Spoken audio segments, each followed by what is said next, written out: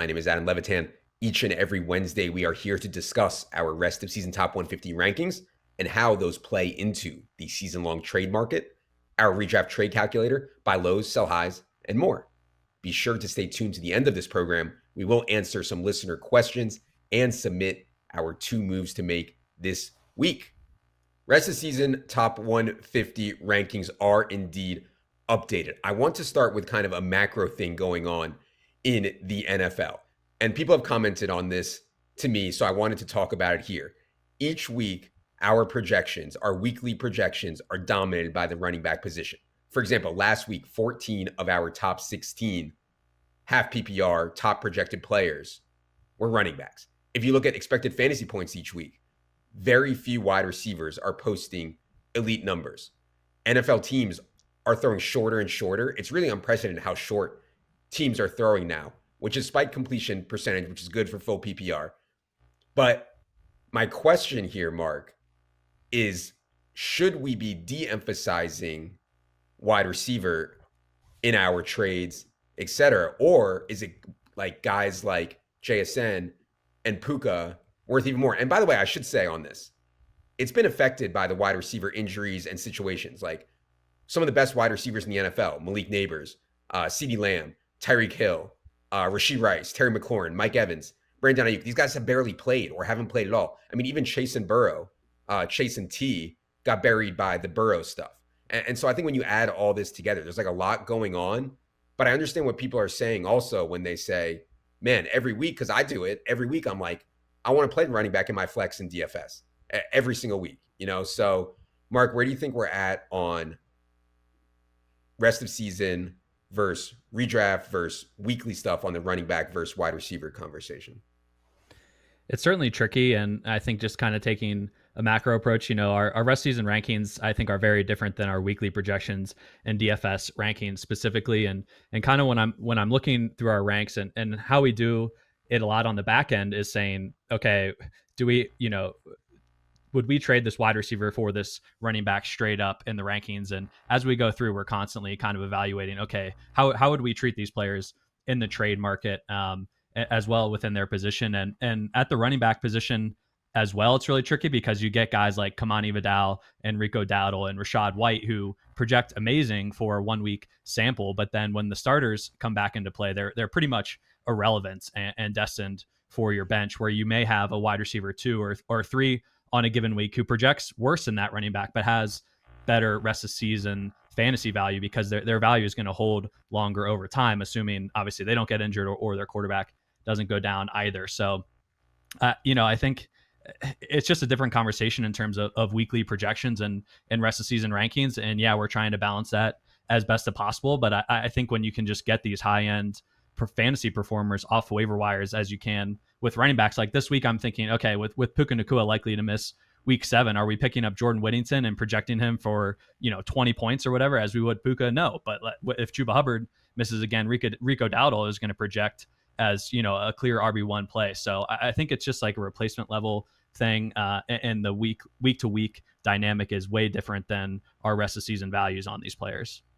I mean, one point that you could make, Jack, is that given the state of the wide receiver position, these elite wide receivers are worth even more, right? So like JSN, Puka, Amon-Ra, Ceedee is practicing, Rashee Rice is back this week. These guys are like worth even more because once you get down into like this range here of wide receiver where I'm at, where like the Steph Diggs, T. Higgins, Addison, Marvin Harrison, J-Mo, like it starts to get, you can easily wake up and get 4 points from those guys in a given week. So what do you think about this whole idea that having the elite wide receivers is even more valuable now in fantasy, Jack? Yeah, I think that makes sense. And I think it's kind of a corollary to the argument we make in favor of running backs at the top of drafts during draft season. Just because there's so few in August, there's so few running backs that project for a truly elite role that getting your hands on one of those guys is so valuable. And that's why typically we see 3 to 5 running backs in the first 8 picks and then start to get into a wide receiver heavier portion of the draft. Now there's so few wide receivers getting these monster roles that a JSN, a Puka, Amon-Ra St. Brown, CD, that those guys do become more valuable because the next tier is so far behind them. Yeah. Okay. Let's get into some specifics here, Daigle. First, on the wide receiver situation for the Kansas City Chiefs, do you think Rashee Rice's return, and I think it's interesting discussion, will Mahomes start running less with a full set of weaponry? A huge portion of Mahomes' fantasy points this season. I mean, he's been awesome as a thrower too, but he's running like a madman this year. Does he start running less with a full complement of weaponry? Also, how do you think this affects Xavier Worthy, Marquise Brown? Any other Chiefs thoughts with Rashee Rice coming back here this week? We have a very limited sample from last year where Rashee Rice and Mahomes overlapped with Xavier Worthy. And in those roughly 50 plays together, Rashee Rice had a 40% target share to Xavier Worthy's 19%. The argument also is that Rice is just the superior player. Like, this is a guy who was still top 12 in yards per route run as a rookie, whereas Xavier Worthy was still outside the top 70 wide receivers. He just happened to emerge in the second half of the season once the target tree opened up and he continued to develop as a first-year player. Either way, though, it is terrific news for Patrick Mahomes, who does still have a possible run out as the overall QB1 in fantasy. I don't know, to answer your question, if he's going to stop running less. I think he's just in a situation where he's taking what the defense has given him, unlike past years when we were still fresh off his broken kneecap. Then he came back at the end of the year for the Super Bowl run. It seems like he's actually like at full strength and no longer having PTSD about that. So just tacking on a career high in rushing points, now getting his arsenal, including Hollywood Brown, back at full strength. It just seems like it's not going backwards. Like that's the run out right now. So, of course, I love Rashee Rice, who, again, not injured, coming back from suspension. So we're expecting a full heaping of snaps here from the get-go. And I just think everyone helps continue supporting Mahomes. Yeah. We are at 13 overall on Rashee Rice here. And some of the stuff that I talked about with the short area targets, the Chiefs have been doing this for a while. People are playing too high safety against the Chiefs at this really high rate. And Rashee Rice is the guy that wins in these short area yards after catch situation, not Xavier Worthy. So I still think Xavier Worthy is a strong asset to have, but clearly Rashee Rice is going to be the one I think that will be featured here. We've been talking about that for months. I know this wasn't on the sheet, Mark, but Evan and I talked yesterday a little bit about the Dallas situation with Ceedee coming back. Like, we have George Pickens at 33 overall. I kind of think that the general trade market probably values George Pickens higher than that, considering what a tear he has been on. Evan said that he thought he would hold on to George Pickens. I kind of lean that way too. But man, like, if someone is willing to give you like a first round caliber, top 15 caliber player for George Pickens, I don't know that that's likely, but yeah, what do you think about trying to sell now on George Pickens?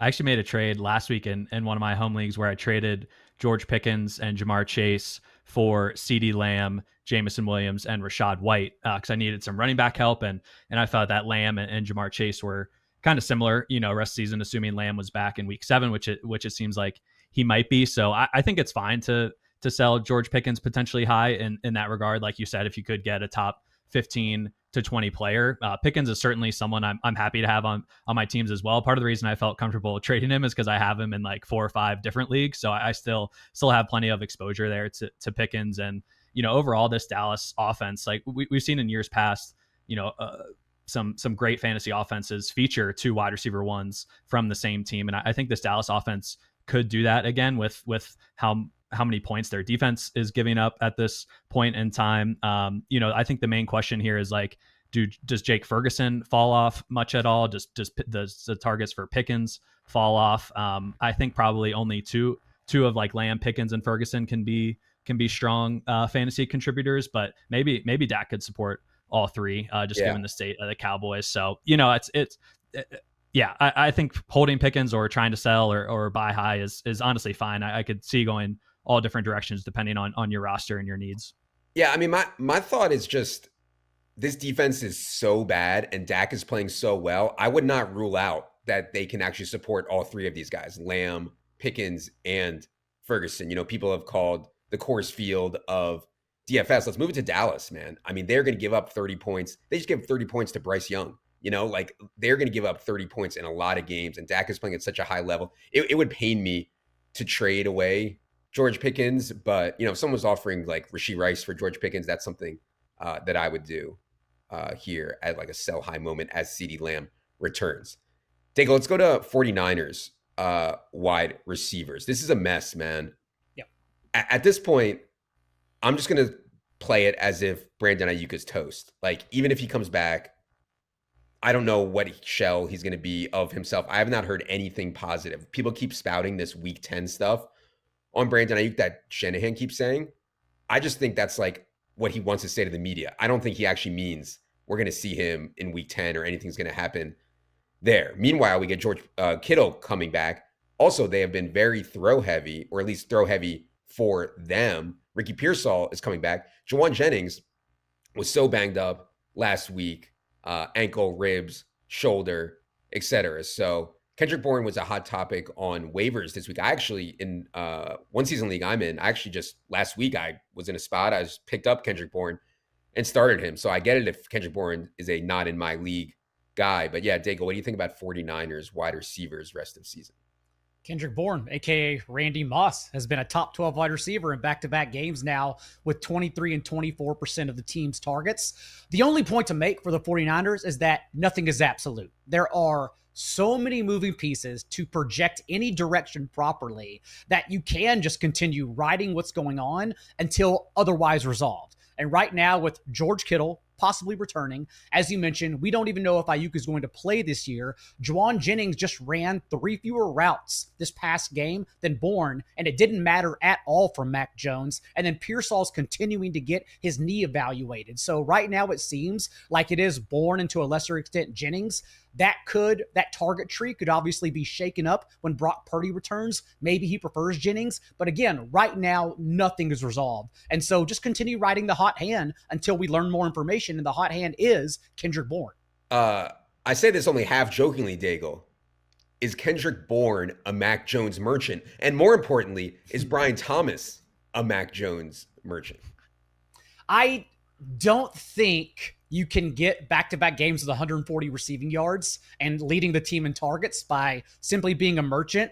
Also, we don't know Jennings' status necessarily after he came out and said he had 5 broken ribs. Shanahan said he's going to continue trying to play through it. I don't know what's going to happen. But again, there's just so much up in the air right now. So much so that even Jennings' status on people's rosters, I know in the Discord, I got a few questions about dropping him. I definitely don't want to go to that extent, but I understand like if you need to for someone like Kendrick Bourne or for another player on waiver wire because you're 2-4 and have to win now, I totally get that status. But if you can hold on to him again, since this could all change next week, I want to hold on to Jennings and I want to pick up and start Kendrick Bourne. Yeah, I just think that like, and one of the reasons that I was lukewarm at best on Juwan Jennings before the season was like, you put a lot of guys out there for Kyle Shanahan in this kind of offense, and like they're going to look really good. And so I'm not denying Juwan Jennings is a pretty good player, but as we've seen, you can just put Ricky Pearsall in there. You can just put Kendrick Bourne in there. You can just like everyone, Ayuk, Deba, it's like everyone,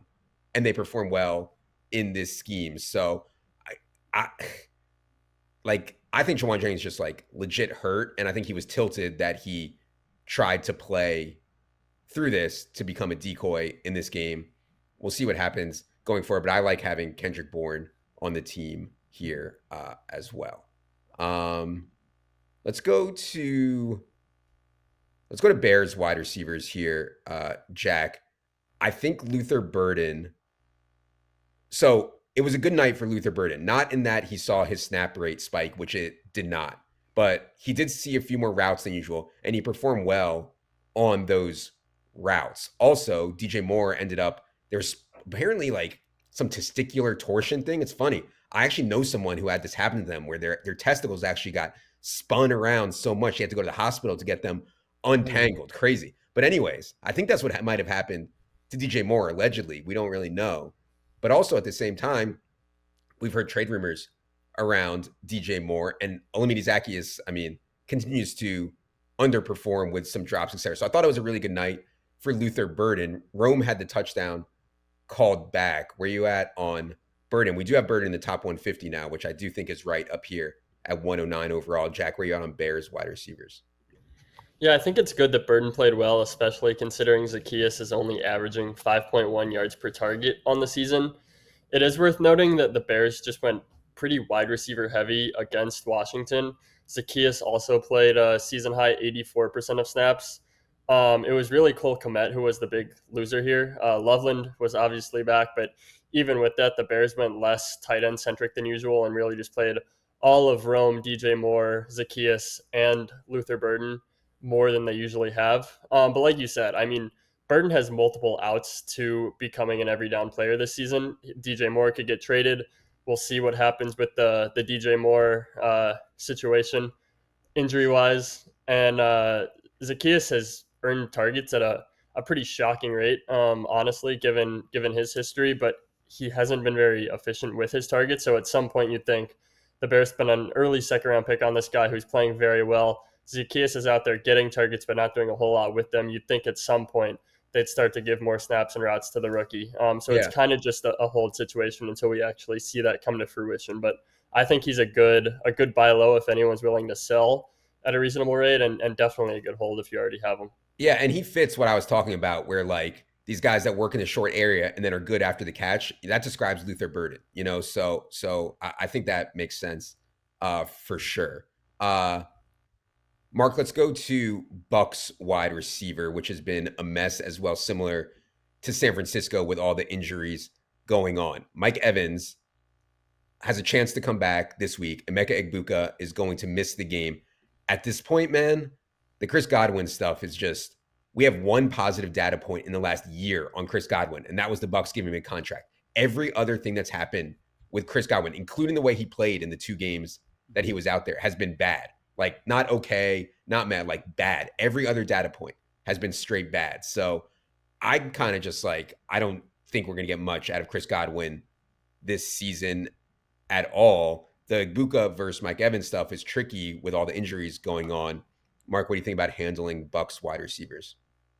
I agree with you that Godwin is mostly a write-off for me at this point, and any kind of positive contributions he has towards the Bucs passing game this season, I think is just kind of like a bonus for them, given how the recovery from injury has gone. And yeah, when we always do our first run, Daigle, Jack, and I, and then toss out kind of these ranks to the rest of the ETR staff to get feedback. And one of the common points that people threw back on us was that we had Emeka Egbuka ranked over Mike Evans rest of the season, since Egbuka just left this past game with a hamstring injury, and it seems like Mike Evans could return in week 7. And so I was kind of, thinking about these two a lot.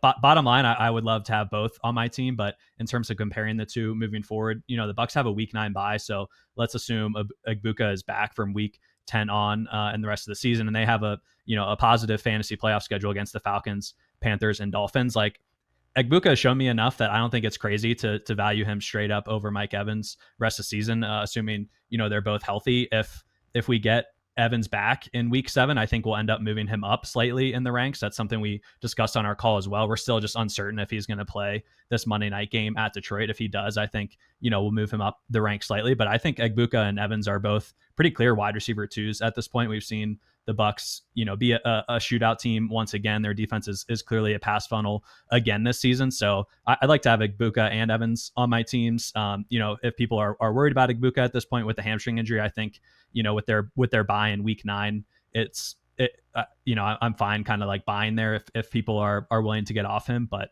overall, I like both these guys rest of the season.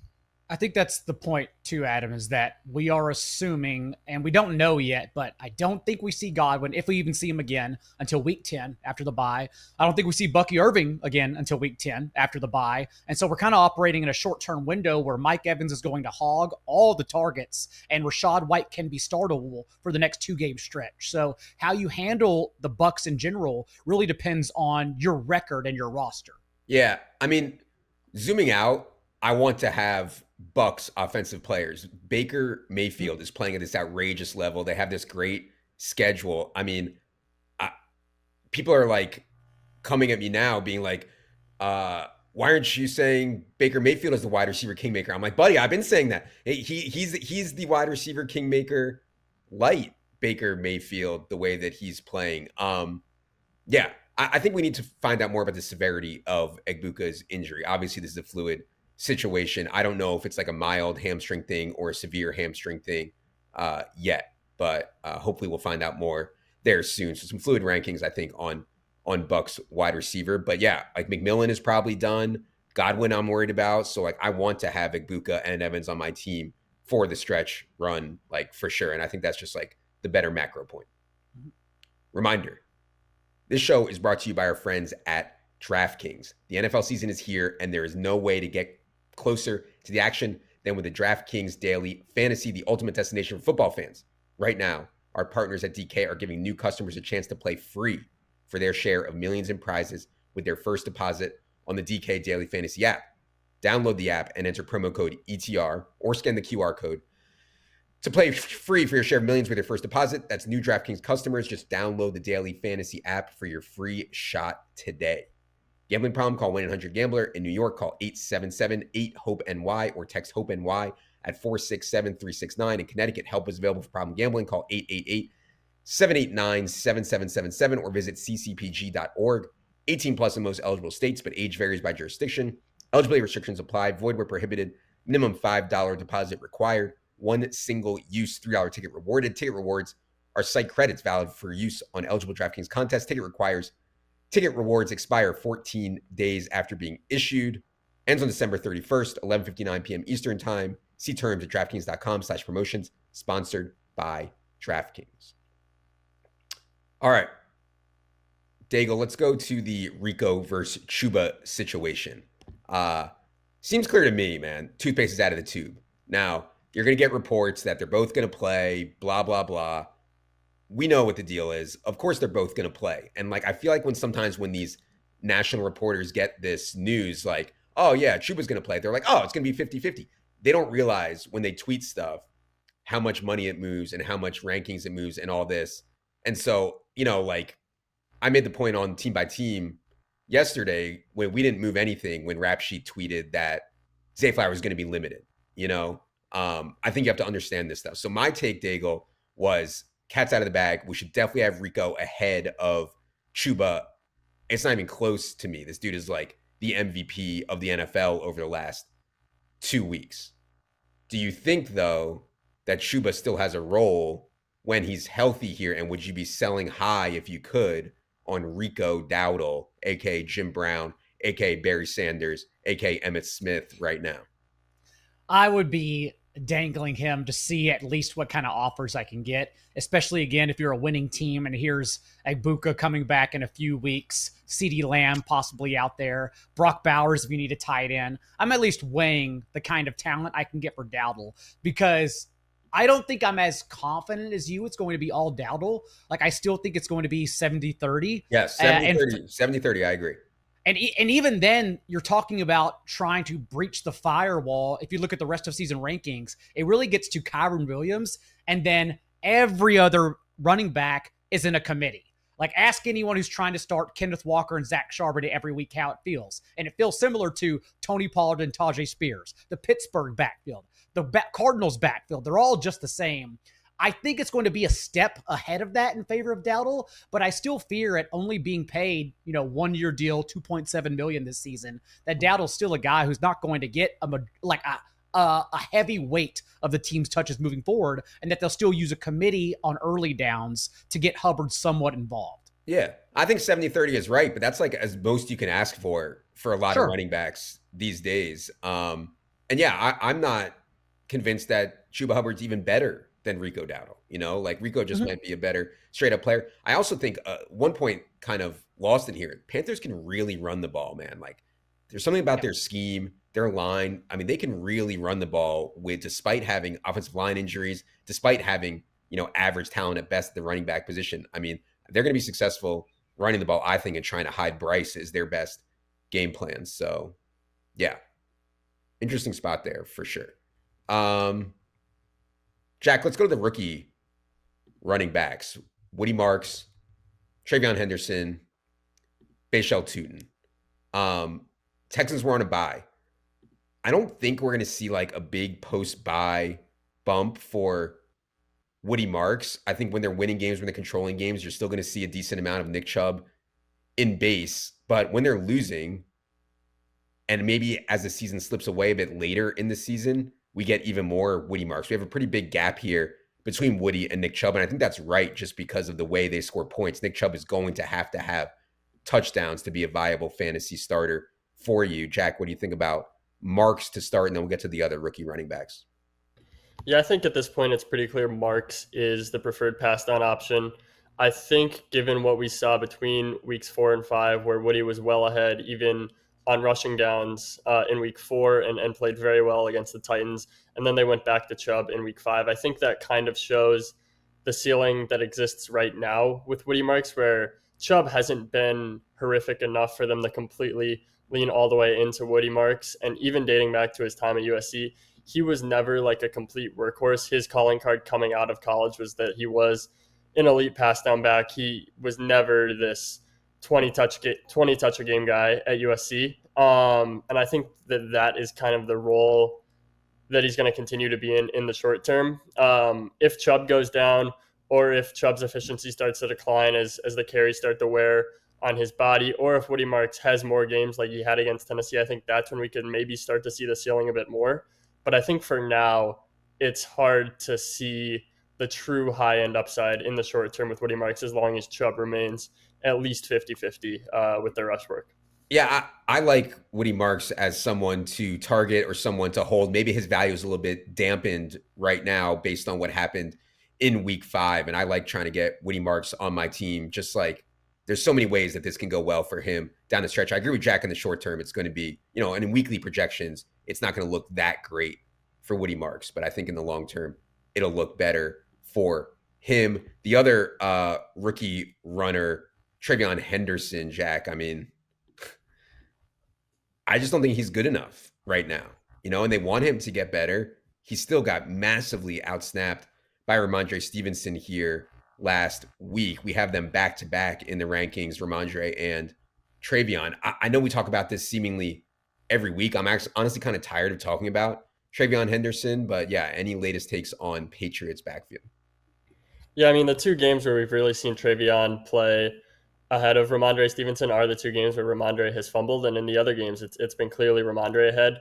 The Pats are still getting TreVeyon the ball a good amount when he's on the field. He has a higher target share than Ramondre, despite running significantly fewer routes, so that they are clearly making an effort to get him the ball.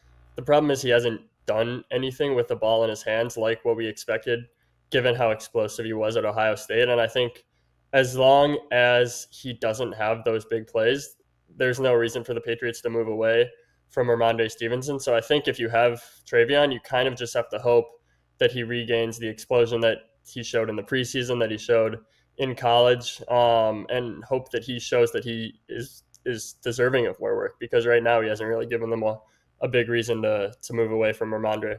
Yeah, I just haven't seen anything to make me suggest that there's going to be any TreVeyon takeover whatsoever, So, yeah, tough. I'll still buy elite talent for pennies. The theme of season long football. And so if someone wants to get off TreVeyon Henderson, we'll happily take him and stash him. Same thing for Bashal Tutin, who has shown no standalone value. In fact, losing value with Travis Etienne still healthy. But as we saw with someone like Amari Hampton, it can just flip in one snap, and now all of a sudden you can't get these ceiling players for cheap anymore. So I still like throwing out deals for pretty much nothing to get these guys on my roster for the rest of the season. So what Daigle's describing is what I think is like one of the most important points of season long, rostering running backs that are one injury away from being a smash. And we have the article, Daigle works on it every week, where we rank the one injury away guys. This is what's important. I would consider TreVeyon Henderson a one injury away guy. I would consider Bashal Tutin a one injury away guy. I don't want to actually have to start these guys unless it was like a stone cold emergency. But one injury away guys are super valuable if you think they can smash if they get that injury, for sure. And I still think Henderson has a couple more outs since Antonio Gibson went down, he just has 4 fewer touches than Stevenson in a committee. Stevenson led, as we've talked about in the past, he led the league in fumbles at his position last year. He leads the league in fumbles at his position this year. The difference is he's out-carried Henderson 5-0 inside the 10-yard line since Gibson went down. But again, if you are consistently fumbling the ball and dropping it, it just takes 1 or 2 more where it costs the game, and now suddenly Henderson's in the lineup as well. So I think it's more than just being one injury away for Henderson too. Okay, that's fair. Daigle, did Kimani Vidal do enough in week 6 to stave off a potential trade or free agent ad from the Chargers? Because if you think he did, then I think Vidal is pretty valuable here. If you think that the Chargers are still going to make a move, then it could be a sell high time on Vidal. We're at 72 overall in the ranks right now. What do you think the Chargers end up doing at the running back spot? I definitely think they're keeping the phone lines open for a deal just in case, but we are running out of impactful players that could be moved after Alvin Kamara said he's staying in New Orleans basically for the rest of his career. Breece Hall's the one that we're all scared and waiting of. And so if that were to happen, yeah, would dampen the outlook. But at least what we saw in the first game, amid other reports similar to Zay Flowers, that Hassan Haskins would be the lead back Sunday morning. Instead, Vidal, who comes out and handles an elite threshold, 75% of their team touches for a double-digit target share, had the 5th highest rate of 10-yard carries, an explosive player as well. And so at least in the short term, in terms of the leash getting pulled out from underneath him, I do think that unlike Michael Carter, who we chased for the touches, but he was also bad. He averaged 2.8 yards per carry. It wasn't shocking at all to see Bam Nathan enter a committee this past week. At least Vidal hasn't shown that. He was really good and should continue handling that workload, barring a trade. Yeah, my only pushback would be this was against the Dolphins, right? And so Vidal might not have looked this good if he was facing an actual NFL defense, and we could see him sputter a bit more, and then they turn on the trade thing more. I think that with the trade deadline still a few weeks away, I believe it's November 10th this year. With the trade deadline still a few weeks away, I don't think they do anything in the short term. I think they're going to try to go with this Vidal Haskins thing while Hampton is out. But if they start to sputter, I could see them making a move by the deadline. And so I'm be mindful of matchups here for Vidal. And if you think he's going to struggle, maybe selling high could be a play to at least consider.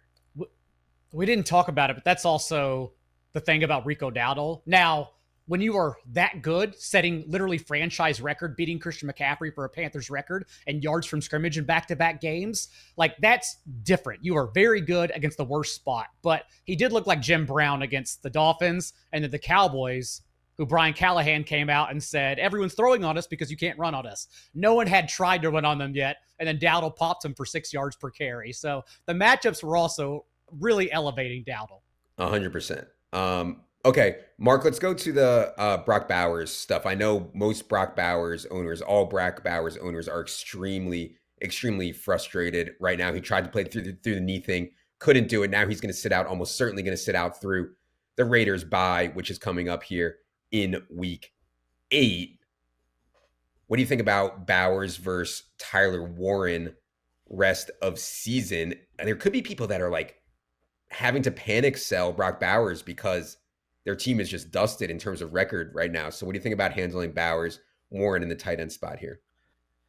If you told me that Brock Bowers was going to be 100% after their week 8 bye, I think I would be, definitely lean Bowers over Warren for the rest of the season. I'm not sure if that's going to be the case. I don't know if that is going to be long enough for him to heal to 100% from the bone bruise and PCL injury in his knee. It's just a tough spot to kind of dive into. I do think, looking at the Raiders playoff schedule, it's pretty tough. They get the Eagles, the Texans in the first 2 weeks of the fantasy playoffs, and then the Giants in week 17, which is probably solid. But I mean, Brock Bowers is like a transcendent tight end talent. It's easy to forget after 6 or 7 weeks of him underperforming expectation. But if I could be convinced that he was 100% healthy post bye, I definitely want Brock Bowers on my team and would take him over Tyler Warren, I think, the rest of the season. But the role for Tyler Warren is amazing as well. He's getting handoffs around the goal line on top of legitimate pass volume week in and week out, which is just a very rare role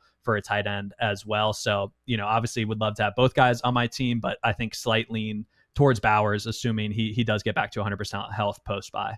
Yeah. I think his value too, Adam, is represented in the rest of season 150 because there is this block that includes Bowers, Warren, McBride, Kittle, where it's like 5 tight ends that matter, and then you escape the top 40, and we really go all the way down to the point where you can stream guys.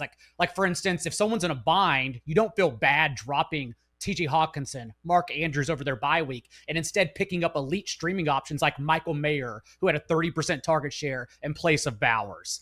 Those guys are all available and out there. Mason Taylor, Harold Fannin. So it's just a situation where you have a top five tight end, or you're streaming. Right.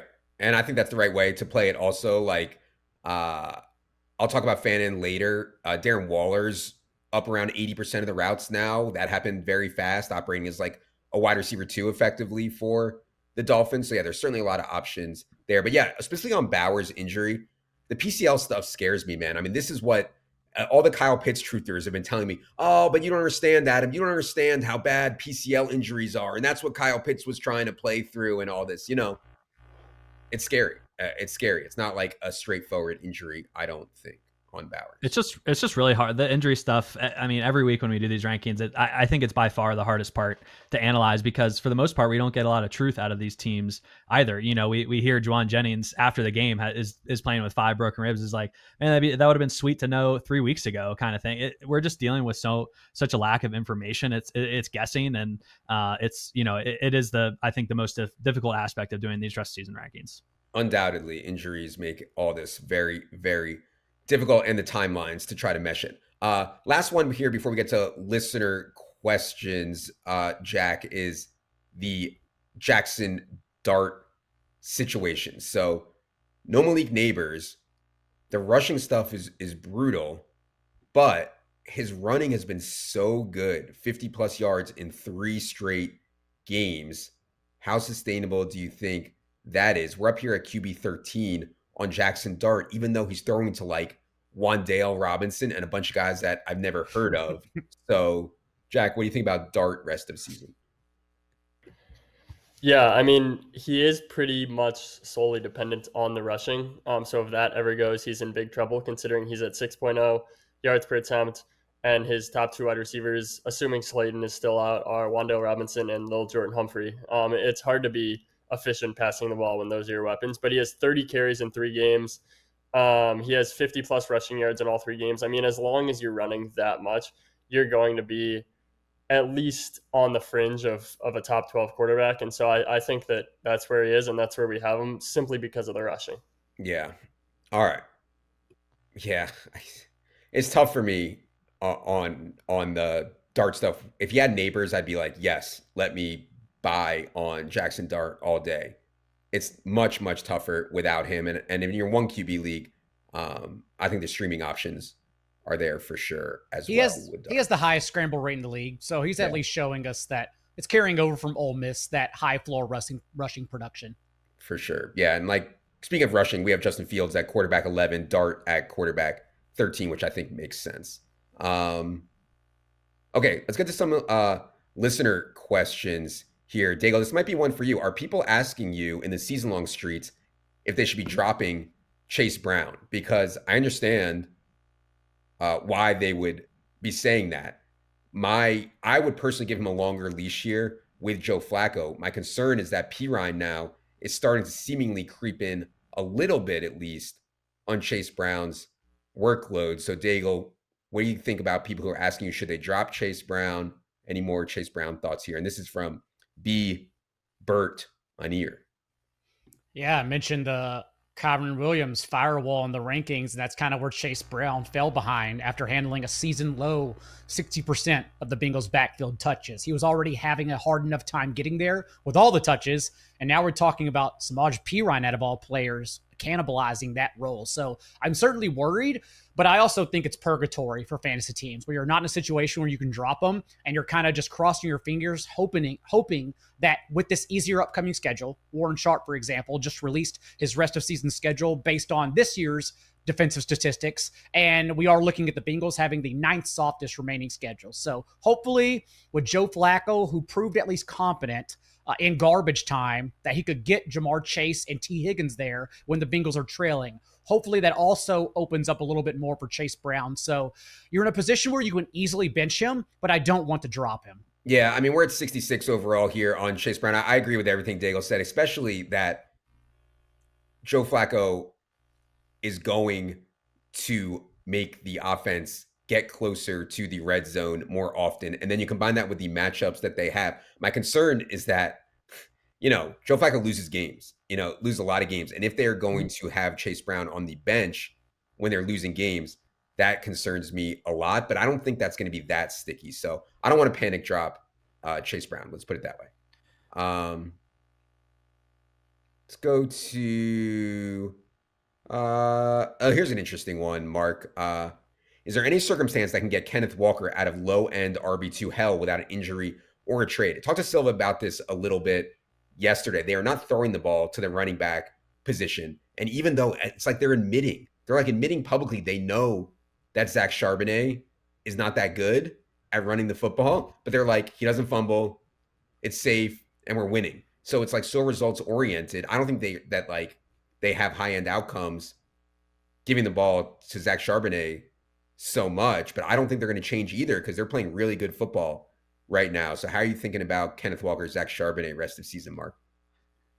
It's a pretty gross split for sure. At this point in the games that Charbonnet and Walker have been healthy, Charbonnet has played 45 more snaps than Kenneth Walker. Their touches have been pretty even, and even slight edge towards Walker there. But as you mentioned, they have an extremely low running back target rate so far, the lowest in the NFL at 10.4% team target share, and like Christian McCaffrey's at a 20% share on his own. And these two blacks are splitting a 10% share. So it's a pretty brutal setup, I think, especially for Walker ceding the goal line role so far to Charbonnet. I'm just not really sure where like the high value touches come from. We talk about that all the time at the running back position, wanting to lean into the high value touches. And so I could even see like coming down on the Seattle backs where we have them and ranks quite a little bit, just because, at this point, I think there may be flex plays at best, and really need, in my opinion, an injury to ascend into a running back one category. So it's bleak on both guys. I wish it was a different situation. Maybe they start targeting the running backs more, but with how efficient Sam Darnold has been throwing to Jackson Smith and Jigba, and Cooper Kupp has I think played a little bit better than we were expecting coming into the season as well. The Seahawks offense has been great so far. I'm not sure that they are going to feel the need to change things up right now. Yeah.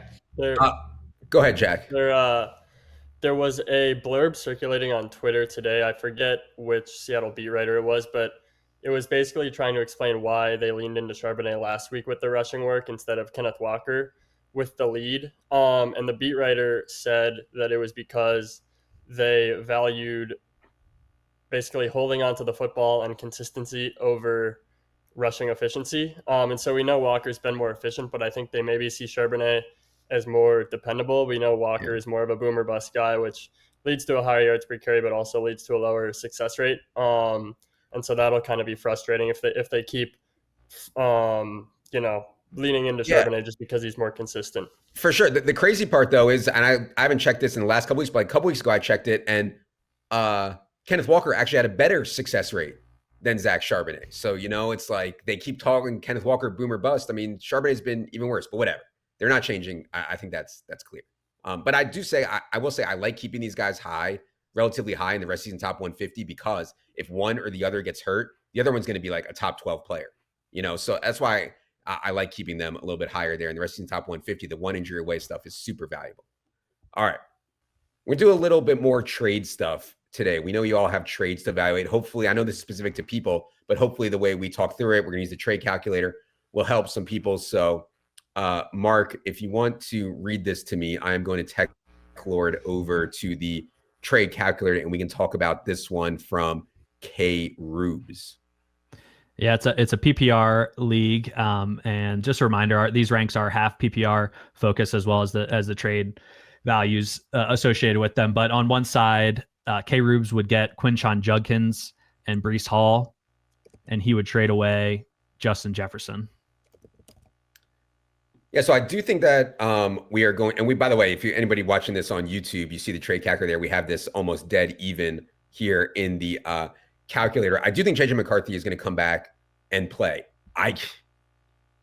And play soon as this week. I do not know if he's good at football, and like that is very scary. Now, It's not great.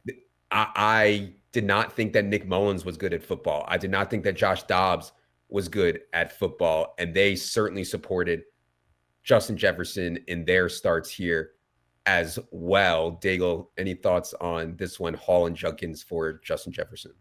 It's clearly a team who has wide receiver strength. And as he mentioned in that question, really no running backs, with only Genty as his RB1 and Amarian Hampton on IR expected to miss more than 4 games, or what the reports are. So he's clearly just trying to trade a wide receiver, since he has Rashee Rice, Ted McMillan, and a couple other guys he can plug in and get 2 starting running backs back. So yeah, I think that's a completely fair deal. Yeah. I don't like trading for running backs on bad teams, man. It just, it makes me queasy. Like, Breece Hall and Quinshon Judkins are going to have a lot of games where their teams are getting trucked. We already saw Judkins have his snaps massively reduced here in week 6 when the Steelers were crushing the Browns for most of that game. So my gut is to stick with Justin Jefferson in a vacuum. But as Daigle said, a lot of people probably have teams that need running back help right now. And so this is pretty fair if you definitely need running back help. And for all his flaws, at least we're seeing Breece Hall get practically every single touch over Isaiah Davis.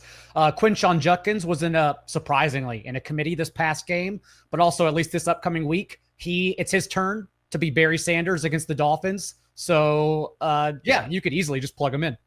Yeah, it'll be easier to get Judkins now than after this Dolphins game. He's going to run all over the Dolphins for sure. All right, Mark, you want to read me this one, and then we can get your take on this one. Yeah, a lot of condensed names here. Let's see if I can get through it. This team is 2-4. Would he send a trade of Christian McCaffrey and Jacoby Myers on one side? So he's sending out Christian McCaffrey and Jacoby Myers, and he would be receiving Saquon Barkley and Deebo Samuel. So I think, pretty clear downgrade from CMC to Barkley, and pretty clear upgrade from Jacoby to Deebo. So we have this as very fair as well. I have a tough time trading Christian McCaffrey. I've gotten like a couple of questions about trading away CMC right now. I get it if you need some depth, but gosh, CMC just banking on like 20 to 25 points every week is really hard for me to give up. I think this probably comes down to if you think Saquon can turn it around, this Eagles offense can turn it around, the offensive line can start playing better, and he can start busting some long runs. I think that's mostly what it comes down to here. I prefer CMC's side. I do not want to trade away like the guy who has the most expected fantasy points every week by like 10 points. I mean, it's like ridiculous, this role that Christian McCaffrey has. On top of that, Terry McLaurin is expected back relatively soon. And obviously that's baked into our rest of the season top 150 rankings, but there's some outcomes where Terry McLaurin becomes the alpha down the stretch, and Deebo kind of recedes a little bit too. So I like the McCaffrey side of that one. Mark, you want to read me this? Go ahead, brain also just naturally breaks whenever it's for the same positions getting in return. So yeah, I'm just going to keep who I think is the best player in the deal, and that's Christian McCaffrey. All right. Mark, you want to read me this one? Then we can get Jack's take from Shawnee Kid 23. Yeah, he's asking if he should trade Devontae Smith straight up for TreVeyon Henderson. He said he's strong at wide receiver, but needs a running back, and assumes TreVeyon can only go up from here. Man, do we really need to give up Devontae Smith to get TreVeyon Henderson? I mean, you go on Twitter and TreVeyon Henderson is like the worst player in the history of football. I do not think we need to give up this much. And in the trade calculator, we have this pretty wide here. But yeah, we already talked about TreVeyon Henderson here. Jack, I don't want to spend too much time here, but what do you think about Devontae and maybe some better ideas for him to try to get a running back? Yeah, I definitely prefer the Devontae side here. He does note that he is strong at wide receiver and hurting at running back. So I think that there's a world in which this could make sense, where if Devontae Smith is your wide receiver 5 or 6 and you're starting Bam Knight at RB2, maybe you just suck it up and take the bad value. But I do think that if you have Devontae Smith, you could probably aim for someone better. Maybe you could go up to like a Travis Etienne or a DeAndre Swift. We have both of them higher than Devontae Smith in our rest of season rankings. And if you want to go below Devontae Smith, where maybe you're getting a bad deal per the trade calculator, I still think there are better options than TreVeyon Henderson, like a David Montgomery, Dobbins if you need short-term running back help makes sense, Woody Marks if you want more longer-term help. Rashad White and Kimani Vidal as well. Like if you need the next couple of weeks, I would do that deal. Again, you'd be losing out in the calculator, but the whole point is context for your roster. And then stumbling into running back help in a couple of weeks. Like I'd take Rashad White for the next 2 weeks easily. Yeah, it's just like I'm trying to have a really good team for the fantasy playoffs, and like Rashad White might not even be startable in the fantasy playoffs, you know. So. I get it. But he also says he's strong at wide receiver, so we don't feel like he's losing anything because he can start, at least in terms of the question, he can start 3 better wide receivers weekly. Yeah. All right. Let's go to another trade here. Read me this one, Mark, then we can get your take on it. This is a super flex if you want to transfer over to that portion of the trade calculator there. So the bottom line is asking, should I trade Kimani Vidal and Omarion Hampton for Dak Prescott in Superflex? He says his running backs right now are Christian McCaffrey, Kyron Williams, Rico Dowdle, Jordan Mason, and Omarion Hampton. So certainly still pretty loaded up at running back, even if you were to dish out these 2 Chargers guys. And yeah, we have the Dak side slightly favored here. I think given the running back depth that he already has, I think this is probably fine because you're essentially trading, obviously Vidal and Hampton are 2 separate players, but you're essentially trading one player here, right? Because you're only going to start one of those guys every week, depending on who's healthy. So since you need the help at quarterback there with Sam Darnold and Jaxson Dart, like I think Dak Prescott is a clear upgrade over those 2. So I would be open to doing this deal with the strength at his running backs already. Yeah, Dak's going to continue to crush, and he's only getting CeeDee Lamb back. It's like Dak is an awesome play for sure. All right, last trade one to get to before we get to moves to make comes from Connor McChicken. Mark, if you want to read me this, we can get Daigle's take on it. This is also super flex, Adam. So one side is trade Daniel Jones, George Kittle, and Jordan Addison. So I already know the side I'm picking. Kittle and Addison, the total for Puka Nacua and Rome Odunze. The 2 kings. All right, we have that pretty fair there. Daigle, go ahead. It's in Superflex, so we are obviously assuming then he has a second quarterback option, or he gets to plug one of these individuals and getting 2 wide receivers back into his Superflex spot weekly and just assume Odunze outscores a fringe QB1, which I'd be totally fine in making that assumption. I'm taking the Puka and Odunze side. Even when you look at the rest of the season rankings, I know everyone looks at the precise rankings. They don't look at like the tiers, but Puka is a player you could do 1-for-1 for Bijan or Jonathan Taylor and not feel bad about it at all. Like he's that kind of king in fantasy football. We are now probably not going to see him again until week 9, since the Rams go to London this week and then go on bye. It would make sense to just rest him for the next 21 days until we see him again. But then when he returns at full strength, he goes right back to being like the one wide receiver you need in fantasy football. So I'm just going to take the best player here, not to mention Odunze, who is just lapping the field in DJ Moore and consistently leading the Bears in targets. Yeah, I agree. I think when you're doing trades, getting the best player in the deal and doing these 3-for-2s, 2-for-1s, I like getting, I just think that we're better than our opponents in waivers and start sit decisions. And so give me the best players and I'll figure out the rest, even if I'm getting fewer players back on my team. And I know it's been desperate in Superflex leagues. Like Wiggins even popped into our Slack this past week and was asking about Snoop Huntley. That's how bad it can get there with all the quarterbacks being injured. But I just feel like if we're getting players of that caliber, we should start them over those QB2s instead. All right. We've made it to the portion of the program everyone hath been waiting for. It is the moves to make. We'll each give 2 moves to make here ahead of week 7. Jack, we'll start with you. Your first move to make. Yeah, I'm going to say buy Brock Bowers with the caveat that if you're 1-5, it probably doesn't make sense to do this. But if you're 1-5, you're probably not listening to the show.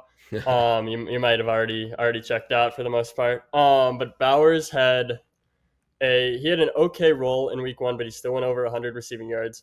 And then the injury started kicking in. And despite his role actually growing relative to Michael Mayer, the production went down. And now he's missed a couple of games. The Raiders have their bye next week. So Bowers is probably going to miss 2 more games. I think that there's probably a lot of people that spent a second round pick on Brock Bowers, and their team is 1-5 or 2-4, just generally having a rough go at it, and or they forgot how dominant Brock Bowers is. He had literally the best rookie tight end season of all time, and then he was clearly fighting through an injury that made him not himself during September. So I think now is a really good time if you're, let's say, 4-2 or better, to buy low on Brock Bowers and get one of the elite weapons in fantasy football for the home stretch. And he's finally going to be healthy again, ideally post-bye. Ideally, yes. We shall see on Mr. Bowers. Daigle, let's go to your first move to make this week. Everyone probably forgot by now that when Lamar Jackson was under center for the Ravens, they were ranked top 3 in yards per play and EPA per play. They led the league with 9.5 yards per pass attempt. And Zay Flowers that month was 7th in both yards per route run and target share. After the bye, I'm assuming they're returning at full strength. And as a 1-5 team that only 4 teams in NFL history, I believe, have made the playoffs at 1-5, it has to be full speed ahead. Like, they have no choice now but to put their foot on the gas for the rest of the season. So I like getting all the Ravens. I've tested the waters in my own leagues with Derrick Henry. Not everyone's biting just yet, but Zay Flowers, I think you can still buy low on. So I'm going to go out and target Zay Flowers this week immediately. I like this one a lot. And actually, I was going to bring this up earlier, but I knew Daigle was going to say this for his move to make. One other point to add to what Daigle is saying here. The schedule for the Ravens is outrageously good, and they're going to come back and they are going to need to rack up wins, as Daigle said, and they get to play Bears, Dolphins, Vikings, Browns, Jets, Bengals, Steelers, Bengals, Patriots, Packers. I mean, it is an awesome setup if Lamar can sustain health here for this entire offense. So I like buying on all Ravens. That includes Zay Flowers there. Mark, your first move to make. We didn't have a full segment on the Eagles, so gotta get him in here, and that is to buy AJ Brown. After week 2, and Jalen Hurts only had 22.5 pass attempts per game. It was full panic mode for the Eagles, and since then Hurts has averaged nearly 32 pass attempts per game. AJ Brown has 44 targets in his last 5 games, and still the production hasn't quite been there. I'm just betting on AJ Brown and the talent winning out here. I think the Eagles are going to right the ship offensively. They've also answered a few questions that I was concerned about early on in the season, and that is their neutral pace and overall pace has elevated the last couple of games. We've seen just positive pass rate over expectation from them. And then when I look at their post-bye schedule, it's I think ripe for plenty of shootouts. They get the Packers, Lions, Cowboys, Bears, Chargers, Raiders, Commanders, and Bills in the second half of the season. I think some offensive fireworks will be necessary there. So I'm still buying AJ Brown as a fringe wide receiver 1 in fantasy. Yeah, I like it on. They have shown a willingness to throw more the last few weeks, and you look at the PROE stuff. I mean, they're certainly not becoming throw heavy, but they are on the other side of the ledger, at least in that big pack of teams that is kind of around neutral over the last 4 weeks, and so that's encouraging for AJ Brown. The Eagles' inability to run the football efficiently with Saquon Barkley is also good, I think, for AJ Brown and Devonta here. Just get into more games where you're like, well, running game's not working. Let's just start throwing it. And so, yeah, I didn't think we'd see this from the Eagles. Honestly, I thought they'd be very good running the football again, but they just haven't been. And Evan and I have talked a ton about the offensive line issues going on with the Eagles there as well. All right.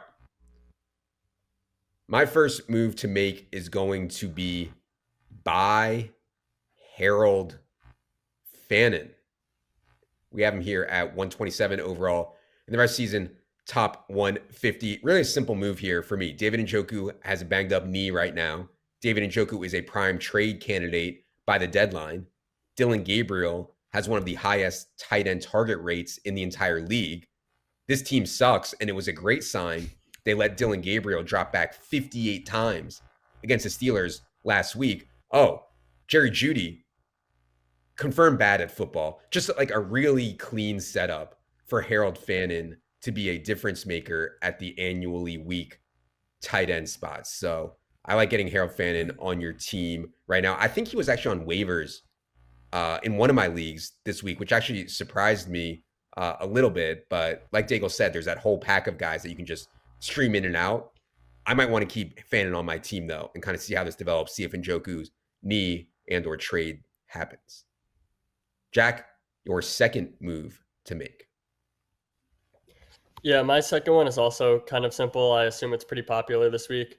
I also think it's probably right, and it would be to sell Rico Dowdle. Coming off of back-to-back 200-yard from scrimmage games against the Cowboys and Dolphins, Chuba Hubbard is coming back. I assume in some leagues, maybe like more casual leagues, you can get a pretty outrageous amount for Rico Dowdle. He's now the RB13 in PPR leagues on the season, despite only starting 2 games. He's scored 30 points in back-to-back games. We have him 84th. I think that is where I'd value him. I assume there's a lot of leagues where, based on his recent performances, you can get a lot more than that. And I mean, they have a 1-year commitment to Rico Dowdle worth $2.8 million. They paid Chuba Hubbard $33 million last November.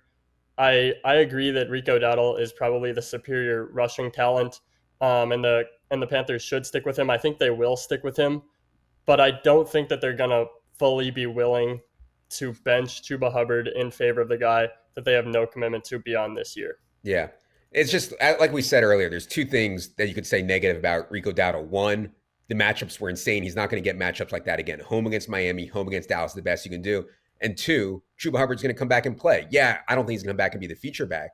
He's going to come back and steal 20, 30, 35% of the touches or something like that. So yeah, it all depends to me on how the person in your league is valuing Rico Dowdle. I certainly don't want to give him away, but if people are like, oh my God, this guy is Barry Sanders, then yeah, of course we can make a trade.